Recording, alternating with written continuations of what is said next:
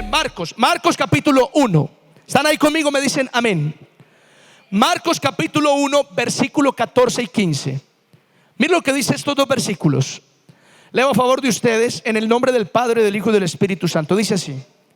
Marcos capítulo 1, verso 14 y 15. Dice así: después que Juan fue encarcelado, Jesús vino a Galilea predicando el evangelio del reino de Dios, diciendo: el tiempo se ha cumplido y el reino de Dios se ha acercado. Arrepentíos y creed en el evangelio. Quiero volver a repetirlo. Dice así: después que Juan fue encarcelado, Jesús vino a Galilea predicando el evangelio del reino de Dios, diciendo: el tiempo se ha cumplido y el reino de Dios se ha acercado. Arrepentíos y creed en el evangelio. Amén. Diga conmigo: Señor Jesucristo, esta palabra es para mí. He venido a este lugar para recibirla. Y te pido, Dios, permite que este mensaje no vuelva vacío, sino que edifique y fortalezca mi vida. En el nombre de Jesús. Amén. Muy bien, damas y caballeros, a través de este pasaje quiero compartir una enseñanza que he llamado: el evangelio es muy sencillo. Así se llama el mensaje de hoy. El evangelio es muy sencillo. Mira el que está a su lado, dígale: el evangelio es muy sencillo. Vamos, dígale, pero dígale pues en serio, dígale: el evangelio es muy sencillo. Oigan, ¿cuántos de verdad creen que el evangelio es muy sencillo? Muy bien, vamos a ver de qué se trata este mensaje, que se llama el evangelio es muy sencillo. Y voy a comenzar de esta manera, escuchen. En antropología, una de las ramas también de las ciencias sociales hoy, en antropología existe una frase que dice: toda costumbre se vuelve ley. Escúchelo bien. Toda costumbre se vuelve ley. En otras palabras, los antropólogos, en su investigación, en su diario de campo, descubrieron de allá desde antaño, años atrás, que toda acción que un hombre realizaba habitualmente se le volvía una costumbre, y con el tiempo las siguientes generaciones adoptaban esa costumbre como una ley que había que realizar. De manera que las generaciones futuras no se preguntaban qué es lo que hacemos, sino por qué debemos hacerlo. ¿Por qué debemos hacerlo? Ante una pregunta así, la respuesta siempre fue: porque así lo han hecho nuestros antepasados. Y de ahí surge la gran premisa: toda costumbre se vuelve ley. Ahora, el asunto es que si toda costumbre se vuelve ley, siempre ha existido un peligro con una verdad como esa. Y es que cuando una costumbre se vuelve ley, en el tiempo muchas de las cosas se desvirtúan, se enredan. Una costumbre que se vuelve ley funciona parecido como lo que conocemos de manera lúdica, recreativa, el teléfono roto. ¿Ha jugado el teléfono roto alguna vez? Yo le doy un mensaje a una persona y en una hilera de personas se dan el mismo mensaje, bueno, entre comillas el mismo mensaje, pero el último termina diciendo algo completamente contrario a lo que inició el primero diciendo. Algo así pasa con toda costumbre que se vuelve ley. Por ejemplo, hubo una niña que se acercó a su mamá y le preguntó: mamá, ¿por qué en esta casa siempre le cortamos la cabeza y la cola al pescado? Y la mamá respondió: mi amor, porque esto ha sido una tradición familiar. La niña aborda a la mamá nuevamente y le dice: ¿y qué pasa si no nos comemos si nos comemos la cabeza y nos comemos la cola? Y la mamá dijo: hija, no se debe hacer. Nunca lo he hecho, mis hermanos tampoco lo practican y no debemos hacerlo, porque es una tradición familiar. Así lo hacía mi mamá. Entonces la niña corre donde la abuela, es decir, la mamá de la mamá, y le pregunta lo mismo: abuela, ¿y por qué nosotros le mochamos la cabeza y la cola al pescado? Y la respuesta de la abuela fue exactamente similar a la de su mamá: mi amor, esto es una tradición familiar. Si nos comemos la cola y nos comemos la cabeza, estamos obrando mal, porque así lo han hecho nuestros antepasados. La niña, con una intriga todavía más grande, se da la tarea de investigar por qué razón en mi casa se comen el pescado mochándole la cabeza y mochándole la cola. ¿Cuál es la razón? ¿Por qué hay tanta mística? ¿Por qué una tradición tan arraigada en la familia, de manera que mi mamá, decía la niña, considera que no se debe comer la cabeza ni la cola? Y la niña, investigando con la abuela y con la bisabuela, se dio cuenta que la tatarabuela era tan pobre que para cocinar, entre varias cosas, tenía una paila muy chiquitica. Y para cocinar o fritar el pescado no le cabía entero. Así que tenía que mocharle la cabeza y quitarle la cola. Y de esa manera podía comerse su pescado. Esta historia nos enseña que hay tradiciones totalmente absurdas que surgen de una acción que nuestros antepasados tuvieron que realizar, pero que luego esa acción se volvió costumbre y posteriormente esa costumbre se convirtió en ley. Y saben, lo más curioso de esto es que eso ocurre dentro de cualquier ámbito de la vida humana. Por ejemplo, en el ámbito religioso pasa lo mismo. Las costumbres se vuelven leyes. Y te voy a mencionar por lo menos 3 campos religiosos, espirituales, donde la costumbre se vuelve ley. Comencemos hablando de los judíos fariseos de la época de Jesús. Ellos tenían la ley de Moisés, los mandamientos del Señor. Pero cuando estudiaban la ley y los mandamientos, ellos interpretaban esos mandamientos y esas leyes. Y las interpretaciones de esos mandamientos y esas leyes, ellos las juntaron en un libro aparte. Un libro aparte. Y ese libro aparte eran las interpretaciones de la ley de Moisés. Así que los judíos, de alguna manera, los escribas y fariseos, leían la ley de Moisés, pero también se remitían a los libros de interpretación de esos textos. ¿Están conmigo, sí o no? Y en esas interpretaciones habían ejercicios como, por ejemplo, lavarse las manos obligatoriamente después de llegar de afuera a la casa. Otra acción obligatoria era limpiar muy bien los vasos y los utensilios para comer. El que no lo hiciera de esa manera estaba comiendo con manos impuras, con utensilios impuros, por lo tanto estaba desagradando a Jehová. Esa costumbre que surgió de una interpretación, luego se volvió ley para los judíos. Una ley tremenda. Ahora, cuando viene Jesús, mire, el evangelio de Jesús es muy sencillo. Jesús viene y tumba todo eso. Jesús dice: hipócritas, sepulcros blanqueados,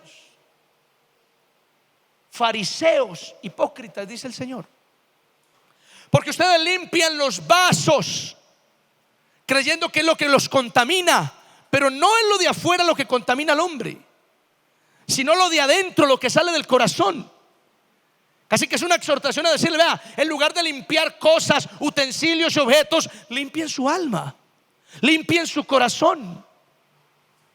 La exhortación de Cristo es: venga, esas costumbres, esas interpretaciones, eso no le añade nada bueno a la vida delante de Dios.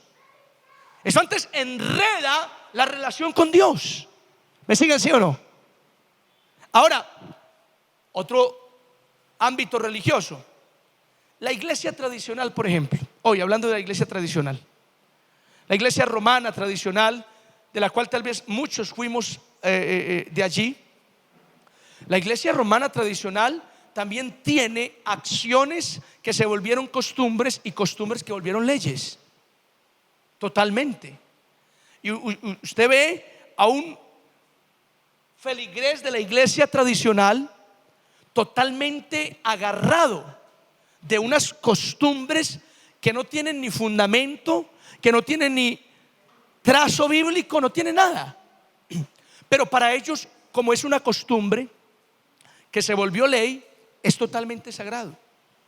Entonces, un miembro de la iglesia tradicional va a considerar como algo sagrado, importante, obligatorio cumplimiento, temas como bendecir los escapularios, los velones, el agua, y se vuelven rituales y se vuelven costumbres, fiestas que también para ellos se vuelven costumbres y que se vuelven obligatorias, y que lo único que hace eso es complicar la vida cristiana que el Señor nos enseñó, es enredar nuestra relación con Dios. Yo recuerdo, por ejemplo, que mi abuela era devota a las imágenes, y para ella era sagrado estar con las imágenes ahí, bajarlas de vez en cuando, limpiarlas, pulirlas. Luego me decía: mira, Wilder, como es de bonita, ¿no te parece que es muy bonita? Mira. Y la ponía ahí, y para ella era eso sagrado.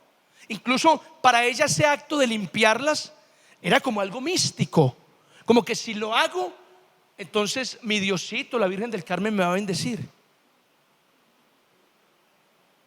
Pero incluso fiestas como la Semana Santa para ella eran también sagradas. La vigilia, el no comer carne, para ella eran cosas rituales sagrados. Y ojo, porque ese tema hay que respetarlo. ¿En qué sentido? Bueno, personas que no conocen la escritura, y hay que respetarlo porque así fuimos muchos, ¿o no? Es decir, yo fui católico como hasta los 16 años, hice la primera comunión y la confirmación, pero no conocía las escrituras, y por desconocer las escrituras, entonces yo me aferraba a unas tradiciones, a unas costumbres que se volvían como ley. ¿Me siguen, sí o no? Ahora, cuando uno llega a la iglesia y conoce la Biblia, uno dice: pero Dios mío, ¿yo cómo hacía tantas cosas? ¿Sí o no? Y resulta que en la iglesia cristiana también tenemos unas costumbres tan charras. Es más, lo voy a decir, porque este es el tercer ámbito religioso del que quiero hablar. En la iglesia cristiana hay unas costumbres que en el fondo, hermanos, son completamente absurdas, descontextualizadas de la Biblia, y que muchas veces terminan también enredando nuestra relación con Dios, o enfocando nuestra vida cristiana en otra cosa. Por ejemplo, aquí hay más de uno que cree que si no se cubre con la sangre de Cristo está desprotegido. Aquí hay más de uno que cree en eso, y eso se vuelve para nosotros como un ritual. Claro. Ahora, no estoy diciendo que usted está pecando con eso, pero para muchos se vuelve como un ritual. Entonces estoy en mi casa, me cubro con la sangre de Cristo, ya, no me pasa nada malo porque estoy protegido. No me pasa nada porque ya hay algo que me está guardando. No, porque el que me protege es el Señor, y lo que yo necesito es obediencia a Dios. ¿Cuántos dicen amén a eso? Es así.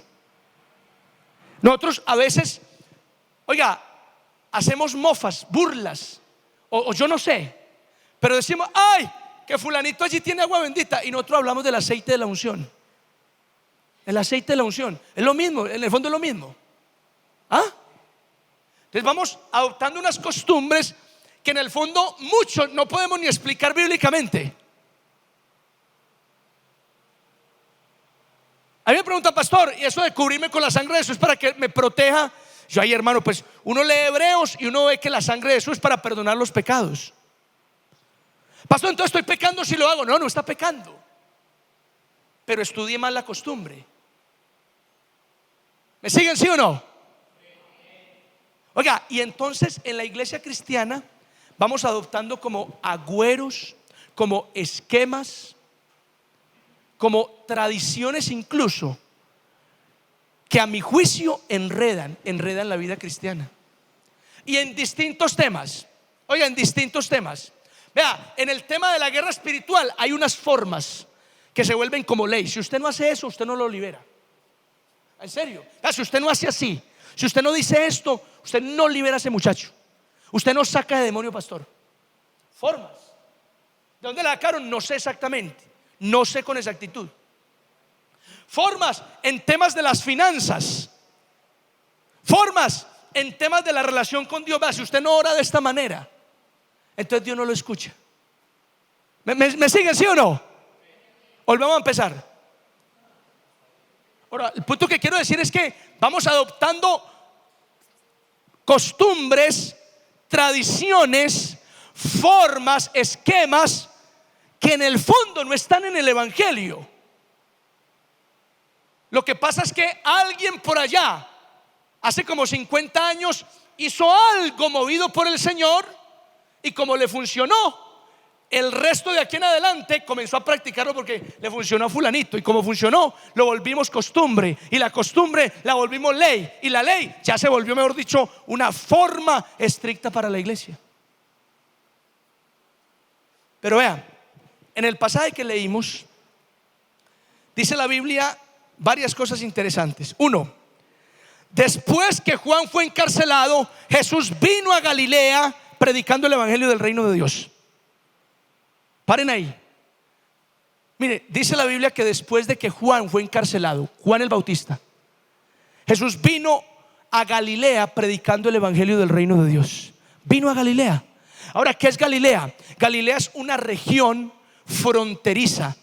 Galilea queda como al norte de Israel y queda en la frontera con los gentiles. Por eso a Galilea se le conoce como Galilea de los gentiles. Gentiles son personas que no pertenecen a Israel. Entonces en Galilea comienza el ministerio de Jesucristo, y eso tiene un significado. ¿Cuál, pastor? Que el evangelio no es solo para los judíos, el evangelio es para todo el mundo. ¿Cuántos creen en esto, sí o no? El evangelio es para todo el mundo. Ahora, qué interesante que la Biblia dice: después de que Juan fue encarcelado, Jesús vino a Galilea a predicar el evangelio. Antes de que Jesús viniera, Juan ya estaba predicando. Juan estaba preparando el camino del Señor, hablando del arrepentimiento, exponiendo que el Cordero que quita el pecado del mundo ya iba a llegar. Pero cuando lo encarcelan, o sea, lo silencian, ya no lo dejan predicar porque lo encierran en la celda, entonces aparece Jesús a predicar ahí mismo en Galilea, por donde estaba cerca Juan el Bautista. Como quien dice, la predicación de la palabra no puede parar. ¿Cuántos dicen amén a eso? Levante su mano conmigo y diga: la predicación de la palabra no se puede detener. Diga conmigo: yo debo predicar y no parar. Amén. ¿Cuántos dicen amén a eso? Oiga, la predicación de la palabra no puede detenerse. Encarcelaron a Juan, lo silenciaron. ¿Quién más va a predicar del arrepentimiento? Aparece Jesús y sigue predicando, porque la palabra del Señor debe correr y ser glorificada, y no hay que detenernos de predicar. Amén. Ahora, ¿cuál es el mensaje de Jesús? Y aquí es donde ato lo primero con esto. ¿Cuál es el mensaje de Jesús? Hermanos, el mensaje de Jesús es de lo más sencillo que hay. El mensaje de Jesús es lo más simple, lo más sencillo. Bueno, simple no entendiéndolo como algo insignificante, no. Es algo completamente entendible para la gente, sencillísimo para el oyente. Es así.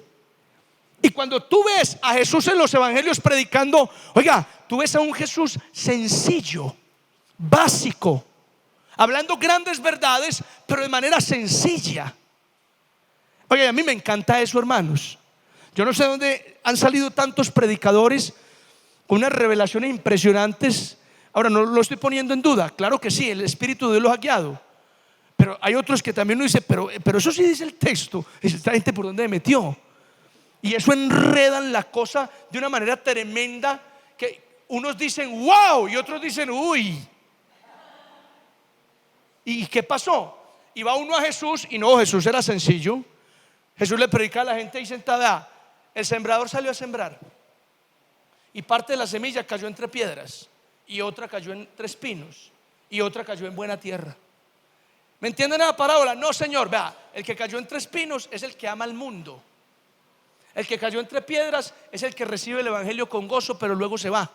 Y el que cayó en buena tierra es el que escucha el evangelio, se arrepiente y se queda con Dios. Así de sencillo. Cosa básica. Ahora, mire el mensaje de Jesús. Viene a Galilea y mire lo que dice: el tiempo se ha cumplido. El reino de Dios se ha acercado. Arrepentíos y creed en el evangelio. Oiga, como en 3 pasos. ¿Ve el mensaje tan sencillo de Jesús? En 3 pasos. El tiempo se ha cumplido. 3 ideas. El tiempo se ha cumplido. El reino de Dios se ha acercado. Arrepentíos y creed en el evangelio. Impresionante. Y qué cosa tan sencilla la de Jesús. Hablemos brevemente de esas 3 ideas. El tiempo se ha cumplido. En el primer siglo, pronunciar esta frase, el tiempo se ha cumplido, mis amados, era algo tremendamente importante. ¿Por qué? Porque los judíos y los que estaban alrededor sabían que Dios durante 400 años había dejado de enviar profetas, había dejado de hablarle al pueblo. 400 años, dicen los teólogos, Dios hizo silencio, no envió ningún profeta. Después de los 400 años, Dios levantó a Juan el Bautista. Así que el último mensaje que escucharon por allá de Zacarías y de Malaquías, 400 años antes de que viniera Cristo, fue que el Señor vendría y volvería el corazón de los padres hacia los hijos, el corazón de los hijos hacia los padres, que sería el Salvador que restauraría todas las cosas. Ese fue el último mensaje que el pueblo de Israel escuchó de los profetas, que vendría un tiempo donde aparecería el ungido de Jehová y restauraría todas las cosas. Ese fue el último mensaje que escucharon. 400 años después aparece un tipo por las calles de Galilea diciendo: ¡hey! El tiempo se ha cumplido. Esa frase llama la atención de todos por las calles. ¿Cómo? El tiempo se ha cumplido. ¿Cuál tiempo? El que dijeron los profetas hace 400 años. Ya se cumplió. De inmediato llamaba la atención de los creyentes, de los judíos, de los israelitas. Ahora, y qué bonito a Jesús, ver a Jesús en las calles predicando. Oiga, hablando del reino de Dios. Eso tiene que seguirlo haciendo la iglesia. Es más, así como Cristo fue por las calles diciendo: el tiempo se ha cumplido, yo creo que para este momento la iglesia debe salir y decirle a la gente: el tiempo se está cumpliendo. ¿Cuántos dicen amén a eso? ¿Y cuál tiempo, pastor? El regreso del Señor. Amén. Usted debería acercarse a sus vecinos, a sus compañeros de trabajo y decirles: hey, el tiempo se está cumpliendo. El tiempo se está cumpliendo. Ahora, segunda idea: el reino de Dios se ha acercado. Oiga, el reino de Dios se ha acercado. Si la primera frase era importante, esta es súper interesante. El reino de Dios se ha acercado. ¿Y cómo así? ¿Qué significa eso? En otras palabras, significa que Dios quiere compartir su reino con los pecadores. En otras palabras, que Dios quiere que en su reino también estén todos los pecadores, todos. los ricos, los pobres, los negros, los blancos. Es decir, que Dios decidió acercarse a la tierra para ayudar al pecador. El reino de Dios se ha acercado, dice Jesús. Y viene lo tercero: arrepentíos y creed en el evangelio. La palabra evangelio significa buenas noticias. En otras palabras, Jesús está diciendo: arrepiéntanse y crean en este mensaje. ¿Cuál mensaje? Crean en esta buena noticia. ¿Cuál buena noticia? Que el reino de Dios se acercó. Arrepiéntanse y crean en esto. Ese fue el mensaje de Jesús. Oiga, una cosa súper sencilla. Dios te está diciendo: el tiempo se está cumpliendo. El reino de Dios está cerca entre nosotros. Arrepintámonos y creamos en esta buena noticia. Pastor, y ya, mírame, y ya. Para ser cristiano necesito arrepentirme y creer en el mensaje de Jesús. Creer en Jesús. Pastor, y ya. Pastor, pero no hay que hacer como rituales de iniciación, o no hay alguna práctica específica que debamos realizar para ser parte de la congregación. En palabras de Jesús, no. Arrepiéntase y crean el evangelio y ya. Dicho de otra manera, todo el que se arrepiente y cree en la buena noticia dada por Jesús va a tener parte en el reino de Dios. Va a tener lugar en el reino de los cielos. Ya. Pastor, pero ¿arrepentirnos de qué? ¿Arrepentirnos de qué? Arrepentirnos del pecado. Oiga, arrepentirnos del pecado. De eso tenemos que arrepentirnos. No de otra cosa, del pecado. Habrá gente que dice: ay, pastor, ¿cómo así? Solo del pecado, porque que yo me arrepiento de haberme casado con ese hombre. Ay, pastor, yo me arrepiento de tantas cosas. No. Específicamente arrepentirse del pecado. Del pecado. ¿Y qué es el pecado? El pecado es ir en contra de la voluntad y los mandamientos de Dios. Para el Señor, usted es cristiano, usted es heredero del reino cuando usted se arrepiente. Oiga, cuando usted vive un arrepentimiento y cree en el mensaje del Señor. Ya. No hay que añadirle más. Miren, no hay que añadirle más, hermanos. Y les digo algo: en el Antiguo Testamento existían rituales, existían formas específicas, existían reglas al detalle. En el Antiguo Testamento había un ritual para muchas cosas. Para entrar al tabernáculo había que entrar de una forma. Para presentar sacrificio al Señor había que hacerlo de otra manera. Para ministrar delante de la presencia de Dios había que ponerse un traje especial. Es decir, en el Antiguo Testamento había una cantidad de rituales y de formas. Pero cuando viene Jesús, oiga, Jesús de alguna manera barre como con esos rituales y resume todo el Antiguo Testamento, la ley y los profetas, en algo súper sencillo. ¿En qué, pastor? En 2 mandamientos. ¿Cuáles? Amarás a Dios con toda tu mente, tu alma, tu fuerza y tu corazón, y amarás al prójimo como a ti mismo. Señor, ¿y ya? Sí, ya. Ya no más. Sí, ya no más. Y no tengo que amar a mi hermano, pero el que no sea de mi fe tengo que mirarlo feo. No, nada de eso.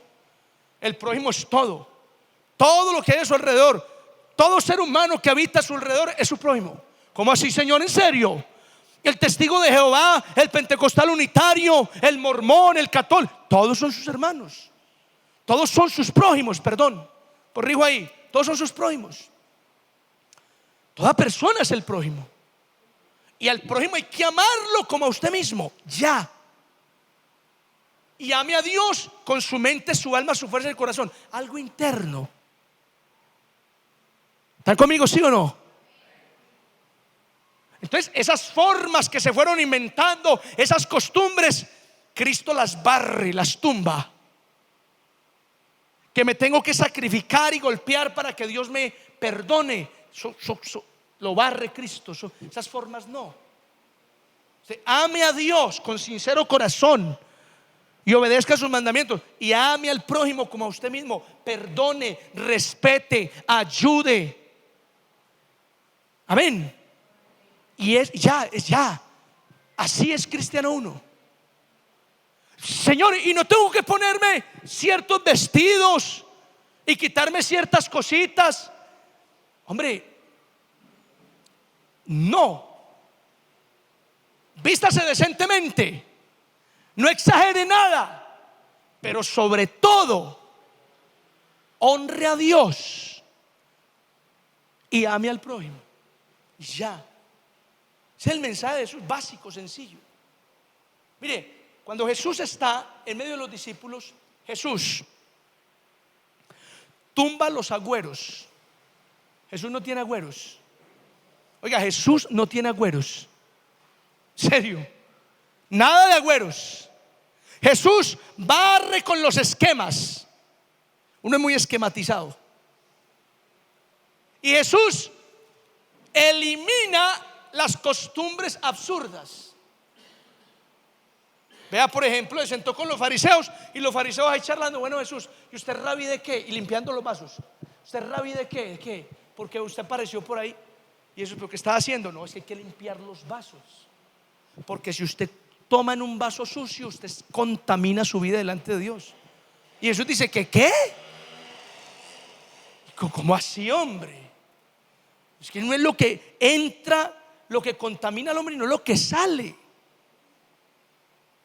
En fin, Jesús barre los agüeros, quita los esquemas, elimina las costumbres absurdas. Porque el evangelio es sencillísimo. Y mis amados, vea, voy terminando con esto. Yo siempre he entendido el evangelio de Jesús como algo sencillísimo, sencillísimo. Tan sencillo como amo a Dios. ¿Y cómo expreso ese amor? Con obediencia a sus mandamientos, con gratitud por su amor. Amén. Con respeto, reverencia ante Él. ¿Están conmigo, sí o no? Con servicio, le sirvo a Él con lo que me ha dado. Así expreso mi amor por Dios. Y tan sencillo como amar al prójimo. ¿Y cómo lo amo? Con respeto. Respeto al prójimo. A todo ser humano respeto. Con perdón. Perdono al prójimo y pido perdón también. Porque el prójimo me ofende, pero yo también ofendo al prójimo. Con perdón. Ahora, con solidaridad. ¿Por qué? Porque el prójimo también necesita. Mi vecino está necesitado de algo emocional, de algo material, de algo económico. Mis hermanos en la fe están necesitados.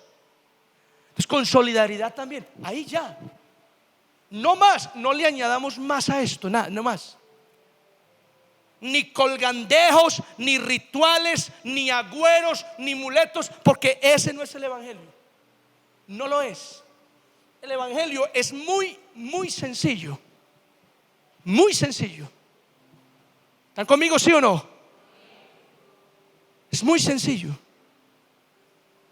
Hay muchas cosas que nos hemos inventado en la iglesia que no tienen fundamento bíblico, y el fundamento bíblico que tienen es una tergiversación y mala interpretación del texto. Yo conocí una iglesia, y voy a cerrar con esto. Conocí una iglesia, mis amados, donde el pastor básicamente era un caudillo de toda la iglesia. Es decir, el pastor dominaba la iglesia, manipulaba, si se quiere, la iglesia. Y la iglesia estaba sometida no a Dios, sino al pastor. Y el pastor los dominaba Con la escritura. Ahora, ¿con cuál pasaje, pastor, para yo saberlo? A ver si. No. Pero el pastor lo hacía. Y si alguien se levantaba contra él simplemente declaraba una sentencia que parecía más bien una amenaza contra ese hermano si no se sometía a la autoridad pastoral. Si alguien se iba de la iglesia y no volvía más, ese pastor, oiga, profería una palabra como de castigo sobre ese hermano. Increíble, man. Pastor, ¿hay iglesia así? Hay iglesia así. Entonces, el evangelio que la gente de esa iglesia vivía era un evangelio de terror. Era un evangelio con una cantidad de complicaciones que Jesús nunca mostró en la Biblia. Entonces, ahí todos le corrían al pastor, todos tenían que darle plata al pastor, todos tenían que someterse al pastor, todos tenían miedo al pastor. Y uno me pregunta, ¿y de dónde salió eso?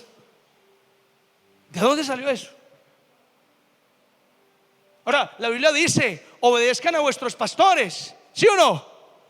¿Pero qué deben obedecer los pastores? Todo, no. La exhortación bíblica que el pastor haga, como perdonar a, hermanito, usted que está mal, perdone a su hermano. Hermanito, usted que está faltando a la congregación, anímese a regresar. Hermanito, usted que está dejando de orar, practique la oración. O sea, esas exhortaciones, obedézcanlas. ¿Están conmigo, sí o no? Pero de ahí en adelante, ¿qué me voy a inventar yo? Si es que yo estoy aquí como pastor, no para que ustedes me sirvan, sino para yo servirles a ustedes.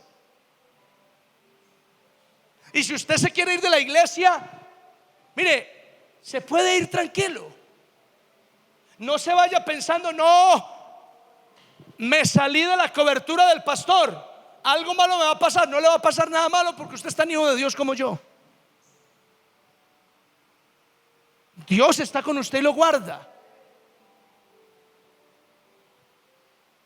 Entonces, esas formas que van surgiendo, hermanos, y se van volviendo costumbres y leyes, no tienen fundamentos bíblicos. El evangelio es muy sencillo: amemos a Dios y amemos al prójimo, y no nos enredemos con más cosas. Amén. Dijo un hombre: yo no me arrepiento en esta vida de lo que hice, me arrepiento de lo que dejé de hacer. Y cuando alguien escucha esa frase, dice: sí, así es. Yo no me arrepiento de lo que hice, sino de lo que dejé de hacer. Pero cuando escuchas las palabras de Jesús, tienes que cambiar ese pensamiento.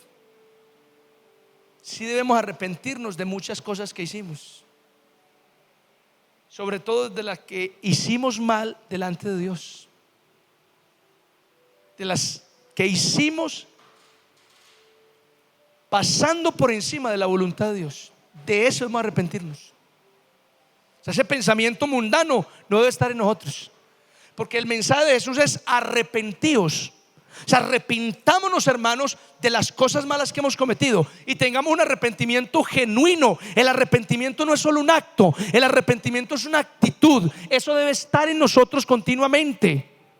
Somos pecadores arrepentidos. Afuera hay pecadores no arrepentidos, pero nosotros somos pecadores arrepentidos. Ahora, cuando hablamos del arrepentimiento, estamos diciendo que existe el arrepentimiento superficial, pero también el arrepentimiento profundo. Y en la iglesia hay gente que se arrepiente superficialmente, o sea, por encimita. Pero hay otros que se arrepienten profundamente. Y ojo, el arrepentimiento superficial produce cambios superficiales. El arrepentimiento profundo produce cambios profundos. Y si quieres saber por qué en la iglesia contemporánea, la iglesia de hoy, hay tantos cristianos flojos, tantos cristianos suaves, a mi juicio ha de ser por el arrepentimiento que estamos viviendo. Un arrepentimiento superficial. Es decir, no predicamos el evangelio que predicó Jesús: arrepentíos y creed. No, No es que la iglesia estamos llenas hoy de puro sensacionalismo. En muchas iglesias, vea, en muchas iglesias nos reunimos y le decimos a los nuevos, a los que están ahí, le decimos: ven a Cristo, tú que te sientes mal, tú que estás llorando, tú que la estás pasando muy difícil por estos días, ven a Cristo. Cristo quiere entrar en tu vida, Cristo quiere bendecirte. Y la gente pasa. Es más, la gente comienza a decir, pasa llorando. Sí, Cristo me va a bendecir, Cristo me va a quitar esta soledad. Y pasan y hacen la oración de fe y reciben a Cristo para que Cristo les quite la soledad y los bendiga. Y toda la iglesia celebra, amén. Hicieron la oración de fe y recibieron a Jesús. Se les va a quitar la soledad. Ahora van a ser bendecidos, amén. Y la pregunta es, venga, ¿en qué momento hablaron de arrepentimiento? ¿En qué momento le dijeron a esas personas: necesitan a Cristo porque somos pecadores y sin Cristo nos vamos a condenar en el infierno? Ay, pastor, esas cosas no se deben decir desde el púlpito porque espantan a la gente. Hay que decirle algo más bonito: que Cristo lo ama y lo quiere bendecir y lo quiere ayudar y lo quiere sacar de esos problemas. Así la gente sí corre y se motiva y viene hasta llorando al altar. Eso hemos hecho por años y el resultado es puros cristianos flojos, cristianos con un cambio superficial, que no sienten un dolor por haber fallado y pecado durante muchos años delante de Dios. Así que arrepintámonos. Quiero que cierre sus ojos un momento.